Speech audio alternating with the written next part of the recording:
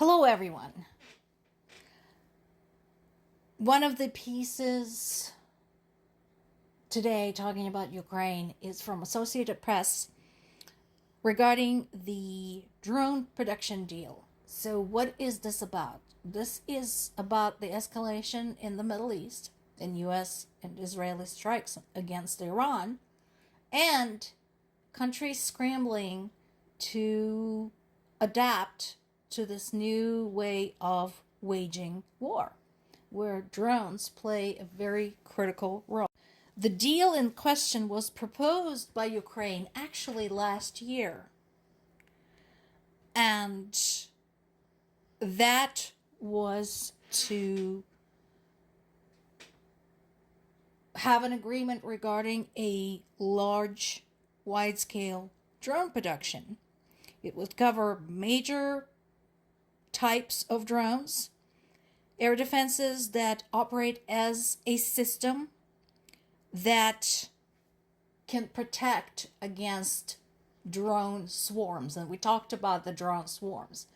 As I mentioned before, Ukraine has had a lot of experience with hundreds of drones being launched at Ukraine at a time. That has been Russia's standard operating procedure. Hundreds of drones, glide bombs, and dozens of ballistic missiles. So this is important. Now, the deal has not been signed yet. And just today, Trump said, oh, we don't need Ukraine's help in Iran. Really?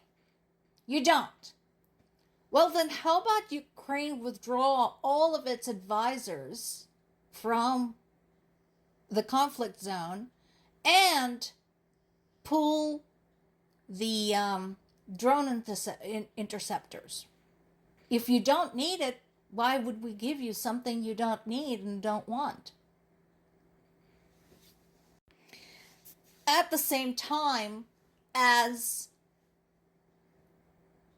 sanctions on Russia's oil are being eased up by the Trump administration, Putin is praising the U.S., saying that U.S. better understands the importance of Russian oil. Y'all are seeing what's going on, right? Basically, Trump is selling out Ukraine for Russian oil. Instead of focusing on alternative sources of fuel, instead of focusing on other collaborations to replace the gap, he is now subsidizing Russia's invasion of Ukraine by lifting some of the sanctions. Does nobody see a problem with that? Well, I know a lot of people in general see a problem with this. U.S. Congress, however, particularly the GOP lawmakers in the U.S. Congress, continue to not see the problem with any of this. And once again, the discussion in Florida yesterday did not include any representation from Ukraine and did not include any representation from Europe. And remember, the EU said in the past that any wheeling and dealing with Russia should involve both Ukraine and EU delegations because it's close to home for them. It's right there. Since the start of U.S. war in Iran, Russia had received £5 billion from selling its fossil fuels just in the 2 weeks. Hungary continues its shenanigans, no doubt taking advantage of the, again, instability in the world introduced by the strikes in Iran. So they have returned the 2 armored bank vehicles to Ukraine, but kept the cash and the gold, citing the investigation into alleged money laundering. That is bullshit. Basically, it's just theft. because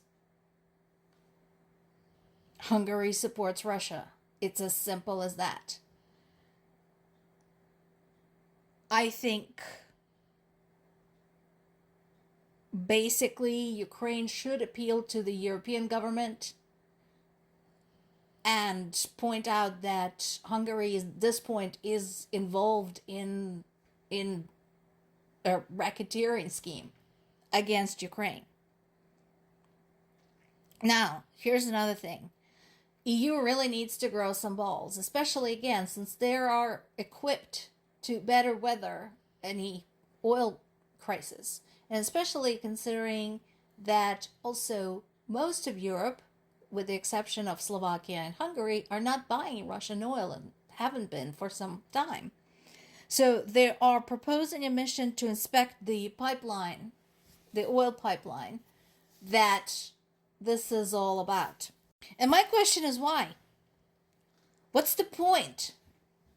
Why? Why do you want it to operate? Why do you want to subsidize Russia's invasion of Ukraine and Russian operations elsewhere in the world, like the cyber attacks, like the meddling in the elections, and so on and so forth? Why do you want that? What is the point in inspecting it? I think that time and money would be better served to rein in Hungary and Slovakia, perhaps suspending some of their Schengen privileges. Just saying. And in a completely deranged statement, Viktor Orban accused Ukrainians of plotting to attack his family. What? Again, Ukrainians are a little bit busy right now. Second, what they want with your goddamn family, you freaking moron. Like so many dictators, Orban is paranoid about his safety. That is a fact. And now he's coming up with these outlandish claims. Anything to have an excuse to damage Ukraine's reputation. Meanwhile, once again, as a reminder of who your friends are, Ukraine is opening access to its battlefield data for its allies to train the drone AI software. So, let's go over this. So, when people asked, Ukraine sent its experts. When people asked, Ukraine offered its interceptor drones. When people asked, Ukraine opened its software resources to accelerate the programming and the education of drones. Who is your friend?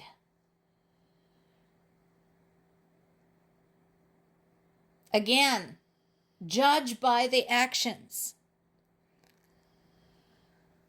Well, glad somebody's speaking up. European Commission warned that it will cut the funding for Venice Biennale if the organizers go ahead with plans to include Russia. I'm glad somebody is speaking up. I don't know if this will result in anything, but, well, at least it's a nice gesture. Ukraine and Romania are working on producing Ukrainian defense systems, including drones in Romania. Thank you, Romania. Again, Romania is very close to the war theater over there. So, yeah, that is a very good move for them. Meanwhile, the war continues. This is a source I don't normally use, but I wanted to bring this forward because people forget about stuff like that. This is France 24. And this article talks about what is happening with children who are still trying to get an education, still trying to go to school during the wartime. We have kids operating from subway stations, being targeted by Russia every day while the world plays politics. More to come.